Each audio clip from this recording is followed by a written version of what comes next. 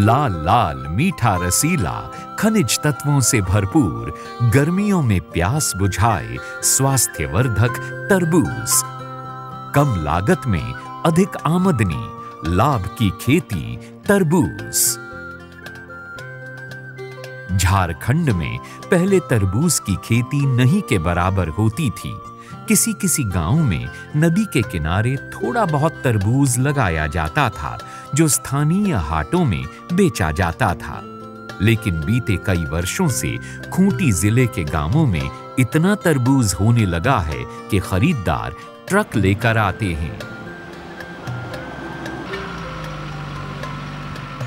झारखंड के पठारी अंचल की जलवायु के अनुसार तरबूज की अगैती खेती की शुरुआत जनवरी के अंत में हो जाती है।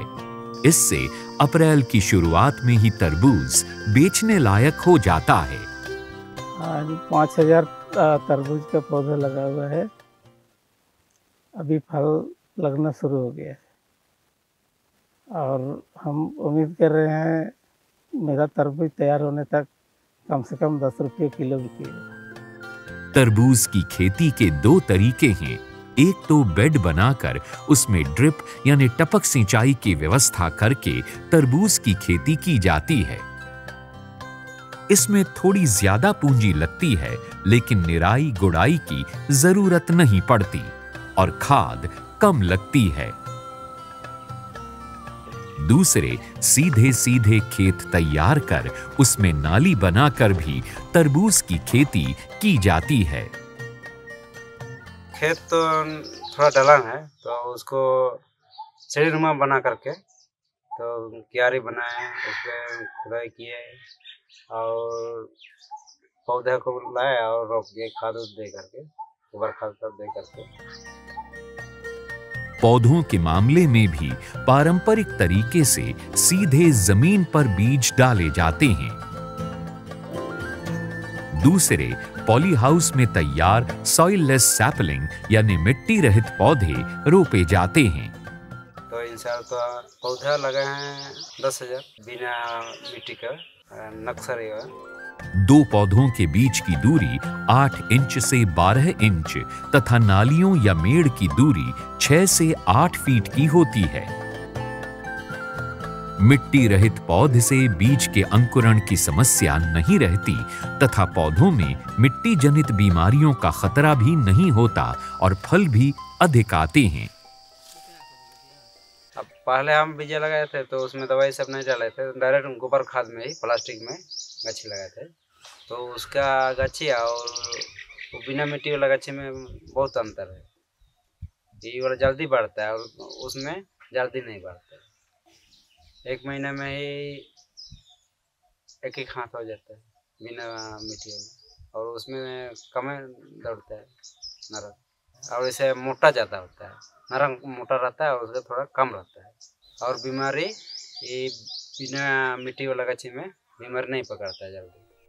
तरबूज के पौधे जब कोमल रहते हैं तभी उनमें काले कीट की बीमारी होती है। कीट पत्तों को चट कर जाते हैं। अभी पत्ती सिकुड़ रहा था और अंदर तरफ से ही एक काला काला टाइप का कीटाणु है। एक कीटनाशक हम स्प्रे किए थे, तो अभी तो नहीं है, तो एक ही बार हम स्प्रे किए हैं और अभी इतना तक पौधा बड़ा है। सीधे जमीन पर पौधों की रोपाई में कम से कम 2 बार गोबर या उर्वरक देने से तरबूज के बेल अधिक फैलते हैं। फिर फूल के समय भी विटामिन के छिड़काव से फल पुष्ट, बड़े और अधिक लगते हैं तथा फल में मिठास भी अच्छी होती है। तरबूज की खेती में ज्यादा पानी की जरूरत नहीं पड़ती। गोबर या खाद के साथ 2-3 बार पटवन करना पड़ता है। पानी बहुत कम है, तो ज़्यादा पानी खर्चा करने के लिए वैसे नहीं बनाए, कम पानी में, और क्यारी कम बनाए, नाला जैसे बनाया उसी में कम पानी जाता है और उसी से पौधा बढ़ा रहा है। जितनी गर्मी पड़ेगी तरबूज उतना ही अंदर से लाल और रसीला होगा। तरबूज को तोड़ते समय उसका वजन औसतन 3 से 6 किलो तक हो जाता है। तरबूज का छिलका मोटा होता है, जिससे जल्दी खराब नहीं होता और दूर के बाजारों में भी उसे भेजा जा सकता है। तरबूज की खेती और विशेषकर अगैती खेती में अच्छा फायदा है। किसान इसे गर्मियों में आजीविका का बड़ा आधार बना सकते हैं। तरबूज की खेती मतलब जमीन पर लुढ़कता रुपया।